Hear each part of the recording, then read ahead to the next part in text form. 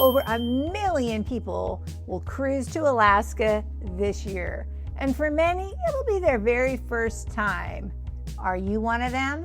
We've cruised to Alaska twice already, and just in a few weeks, we're going for our third time. And along the way, we picked up a lot of insider tips and tricks that you need to know to get your Alaska cruise right. Here's 20 tips for your once-in-a-lifetime adventure. First tip you need to know is you gotta budget right. Sailing to Alaska is not like cruising to the Caribbean or many other places. It costs a lot more money. Some factors that affect the price of your cruise include which cruise line you choose, which ship you're on, what cabin type, your itinerary, the travel dates, and what shore excursions you choose. Let's compare a 7-night, 2-person cruise to the Caribbean to Alaska. So if you want an inside cabin in the Caribbean, it's going to run you $1,200 to $1,800 total. For a balcony cabin, you're up to $2,000 to $3,500 total.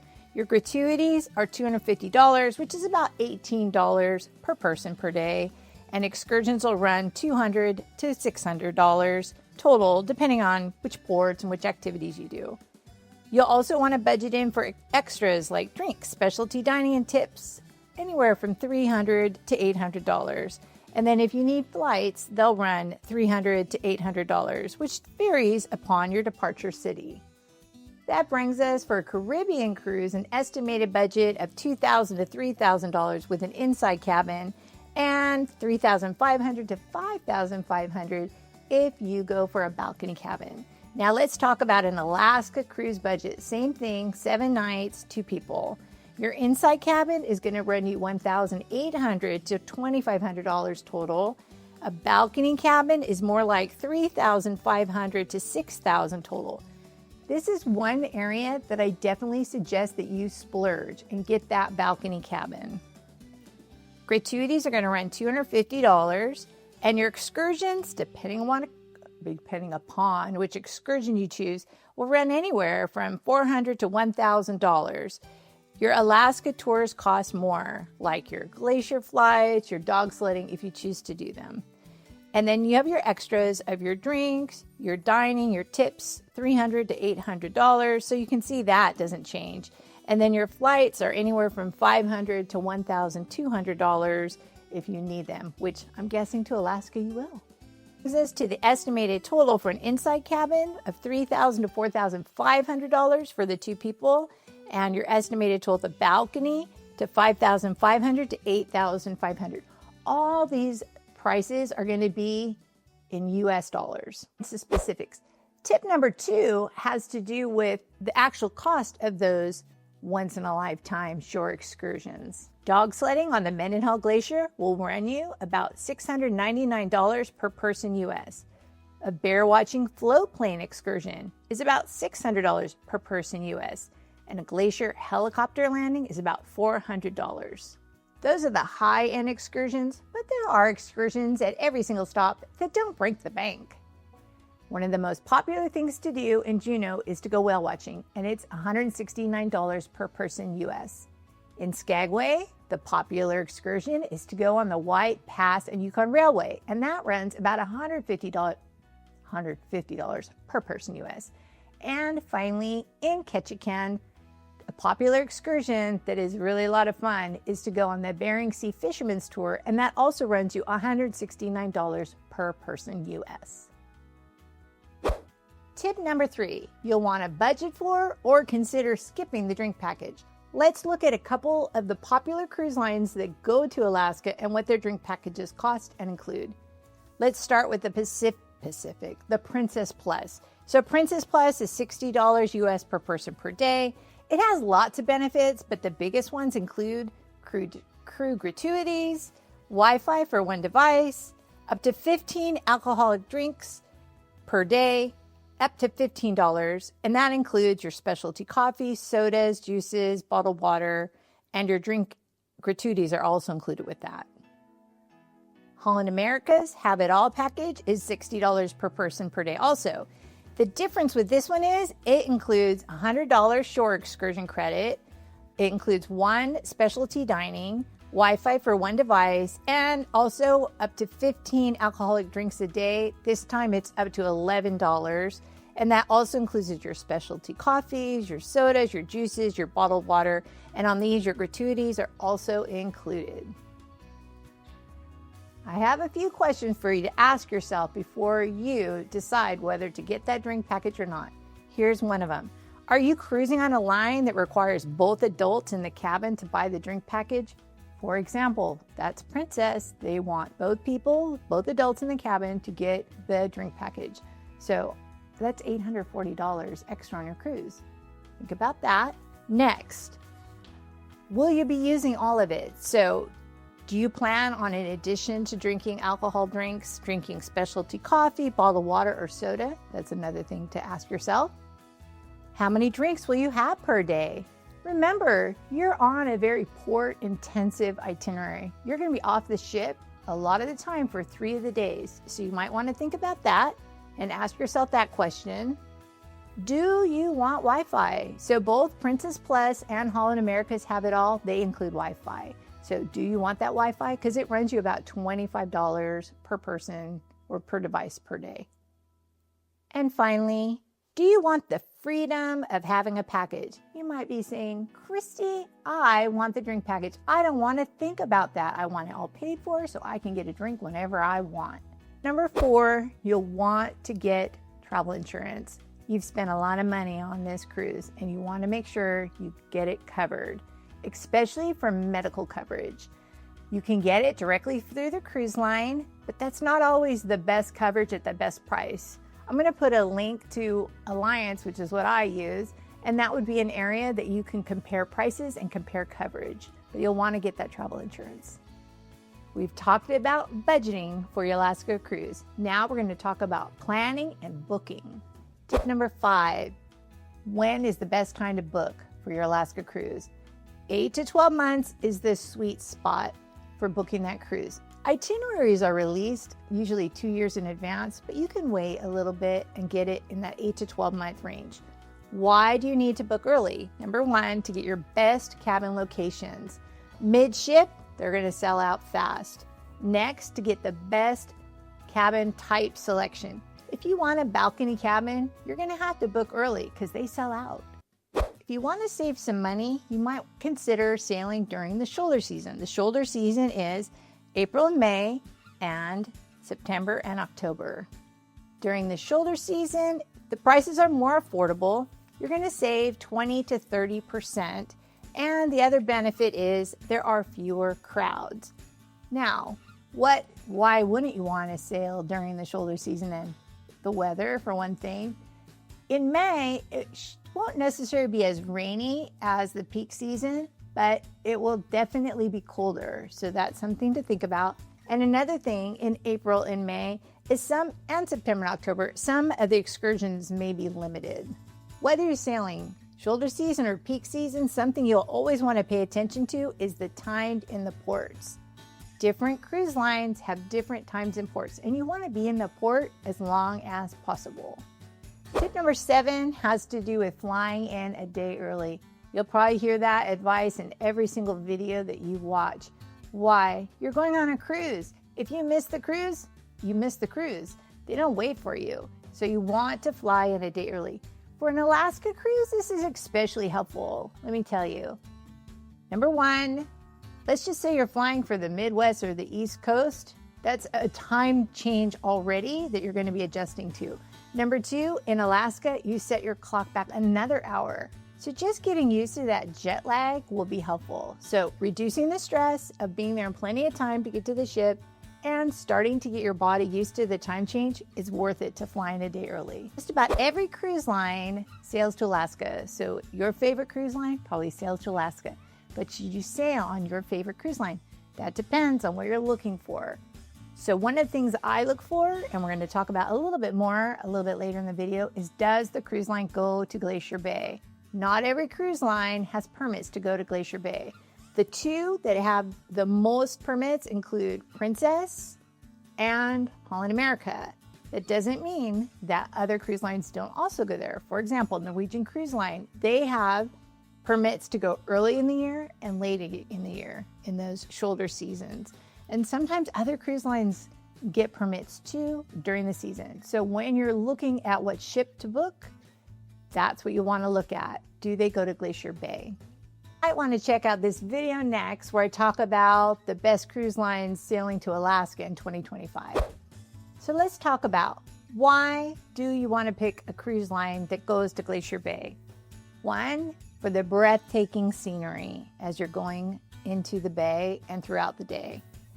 Next, the wildlife viewing. So let's take a look at the map. When you go to Glacier Bay, you come into Glacier Bay and here you stop and you pick up park rangers. The park rangers are with you on the cruise ship for the entire day as you sail up into the fjord and go to the different glaciers to take a look. So along the way, they're pointing out things like bears on the shore. If they see whales, they'll point those out. There's always sea otter that are kind of like sailing around right next to the ship. So that's really great. Also, those park rangers are providing enrichment opportunities as they give lectures and talks about what you're going to see as you're in Glacier Bay. Even if you've splurged on that balcony cabin, remember, there are dividers for you to the next cabin, which limits your field of vision of what you can actually see.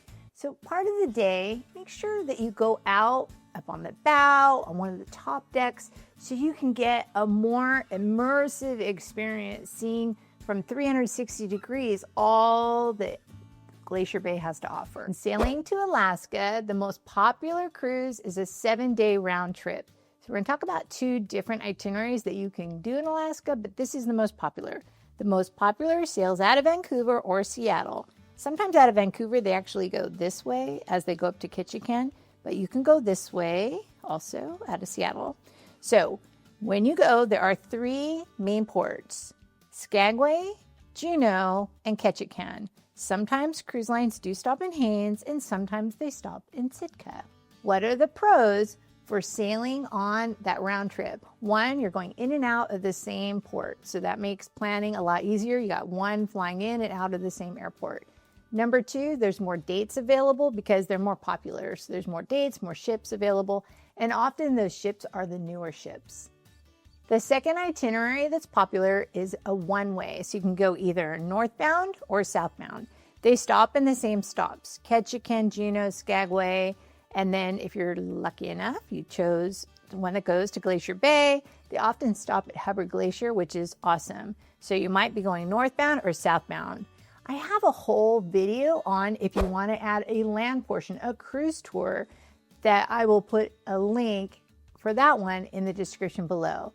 But just think about it. If you're doing that one way, you will want to add a land portion to your cruise.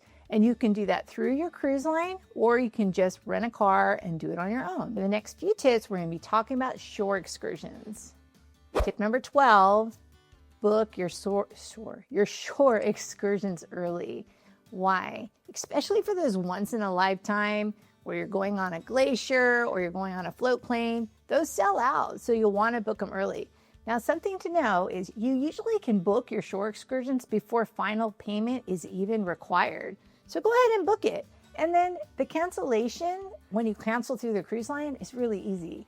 So book it to hold your spot, and then if you change your mind later, then you can cancel. Tip 13 is to consider booking either direct or through a third-party vendor for those excursions. So for example, when you go to Ketchikan, if you want to go on the Bering Sea Fisherman's Tour, just book direct with the Bering Sea Fisherman's Tour. It's the exact same boat that you're going to be on. There's only one as the people who book through the cruise line, and you're going to save $60 per person.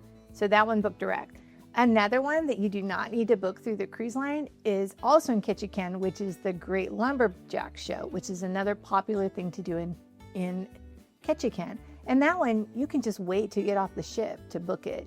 As far as other excursions, you might think about using different vendors like Viator or shoreexcursionsgroup.com or Alaska Shore Tours. I'll put links for those also in the description below. And the reason why you might think about that is oftentimes when you book through the cruise line, they bundle your excursion. And what I mean by that is, let's say, for example, you're going to Juneau and you want to go whale watching. They'll bundle whale watching the Mendenhall Glacier. That's a great bundle. If you want to do both things, get it. However, if you know yourself and you're like, I only want to go whale watching, they often don't offer just whale watching. So that's where you might consider going to a third-party vendor so you get just the part that you want. There are 2 times when I definitely recommend that you book through the cruise line. One of them is when you're booking the White Pass and Yukon Railway in Skagway. The price is the same. Just book through the cruise line, makes it easy. They actually put on the website, book through the cruise line. Next, when you're going on a helicopter or a flight scene tour, I would book through the cruise line. It might be more money, but I know that the cruise line has already done the work to check those vendors out, and I can feel confident when I'm getting the plane that I'm getting a good pilot. Tip number 14, get off the ship at every port, no matter what, even if it's rain, even if it's cold, get off the ship and walk around, see the town. They're very walkable towns. There's things to do, even if you didn't get an excursion. For example, you might try the local food. In Ketchikan, here's where you dock the ships. Here is, well, you don't dock the ship, but here's where the captain docks the ship. Here's the Great Lumberjack Show. Right next to the Great Lumberjack Show is the Alaska Fish Company, and oh, they have good food. Here's a couple things to get off the ship for that they don't serve on the ship that are close to where the ship docks. So the ship docks about here, and this is basically the town. It's not a very big town, and you can go and get a Klondike Doughboy, which is an Alaskan fry bed, or go over to the Skagway Brewing Company and get a spruce tip beer. In Juneau, you might want to go to Tracy's Crab Shack. It's very popular. And so the ships dock here, and you can see Tracy's is like right here. If you are sailing on NCL, you should know that they dock at a different dock. They dock down here. It's about a 1-mile walk, or they have shuttles that take you right into town. Are you enjoying this? Hit the like and subscribe. Tip 15 is you might consider mixing in DIY exploration with your big ticket excursions. In Ketchikan, you can explore the historic Creek Street on foot with its Dolly House, and then in Skagway, you can wander through the historic district, which is filled with Gold Rush history. In this section, we're going to talk about the weather and what to pack. Tip number 16, you got to know it's going to rain. Let's take a look at our weather forecast. In Ketchikan, it's known as the rain capital of America. It's going to rain. The annual rainfall is around 140 to 160 inches, which is over 11 to 13 feet of rain a year. The rainy days, it rains approximately 260 to 275 days a year. And the wettest months are September and October. But when we were there last year, in July, it was raining. But what's crazy is the year before we went, it was sunny. So you just never know. And then the driest months are typically May and June, though light rain is still common. So we're going this May. I'm going to pack for the rain. And then, just so you know, it's located in the heart of the Tongass National Forest, which is a rainforest. How about Juneau? Juneau is also in a temperate rainforest. It gets lots of rain, even in the drier months, and expect drizzle or light rain at some point during your visit. Last year in Juneau, it rained the whole time. The year before in Juneau, didn't rain. So you never know what you're going to get. You can hope for dry, but expect rain. How about Skagway? It gets less rain than Ketchikan and Juneau, but the showers are still common. You'll want to bring a waterproof jacket, which we're going to talk all about just in a second here, what to pack. Tip 17, we're going to talk about what to bring specifically for the rain. In an upcoming video, I'm going to talk about everything that I'm packing for the Alaska video, so make sure you subscribe. Now, you'll want to have a rain jacket. This is a water-resistant rain jacket. It does a good job of keeping out the rain unless the rain is going sideways like it was last year. So I am so glad that last year I added a poncho to my packing list. You'll want to have a rain jacket and a poncho. One of the things I'm adding to my list this year is rain pants. The rain pants, because last year my pants got soaked. So rain pants will keep you dry. Here's some other things for the rain. You'll want to have a rain resistant backpack. This one is good because it has a waterproof pouch in it. So I'm going to put links in the description below to all this stuff. You'll want to bring, I'm not going to put a link to Ziploc bags. You'll want to have some Ziploc bags because you can put things that you don't want to get wet in these into your backpack. You also want to have a waterproof case for your phone. So you put your phone in there and it keeps it dry. It's a good idea to have a waterproof case for your phone. And then some people would say no umbrella, but I'm telling you, I was glad I had an umbrella last year because it rained a lot. Here's a tip. So with your rain jacket, you're gonna put that on, and then it's a good idea to bring a hooded, not a hooded, a brimmed cap. So this is a nice warm one. I got a nice big warm one. And then if you don't want to have your umbrella up, you can put this over and then the rain doesn't fall on your face. So I wanted to have a warm one, but I'm also going to bring this one that's more lighter weight just in case it's rainy, but it's not cold. Tip number 18. What else do you pack? You want to pack a beanie type hat to keep you warm. Let's just say on Glacier Bay Day, you don't necessarily need a visor, but you definitely want to keep your head warm. And then gloves, I like these ones because they're Sherpa lined to keep you warm. What else is in here? You'll want to have sunglasses because it can be bright. Even if it's cold, doesn't mean that it won't be bright. You'll want to have a good pair of binoculars. So you want to be able to see that wildlife. So you want to have a good pair of binoculars.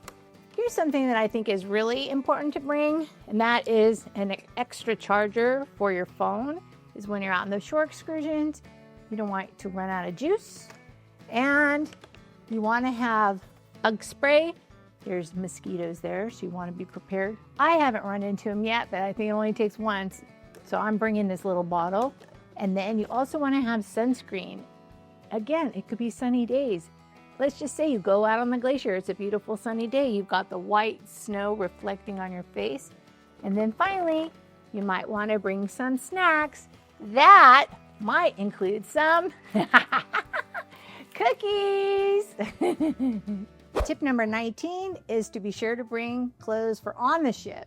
So you still will want to bring a swimsuit and some flip-flops.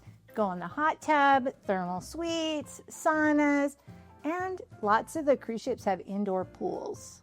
Alaska is very casual, so for the most part, you'll be able to wear what you wore in the day to dinner at night.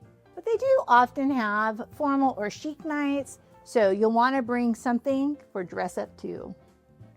Final section is making the most of your time on board. You will want to make sure you download the app to your phone before you go. On the app, you're going to see your daily schedules. You're going to be able to make reservations. So you'll want to have that. You can even, let's just say you didn't get a Wi-Fi package, you'll be able to communicate on most cruise ships, passenger to passenger, using their app. We did our 20, but here's one I just couldn't leave out. On that first day, your embarkation day, take a tour of the ship, walk around, find that spot that looks perfect for glacier viewing day or wildlife spotting. This video gave you the basics, but if you want to know the 8 things we wish we knew before our Alaska cruise, watch this video next. Happy sailing! For many, no. For millions, no.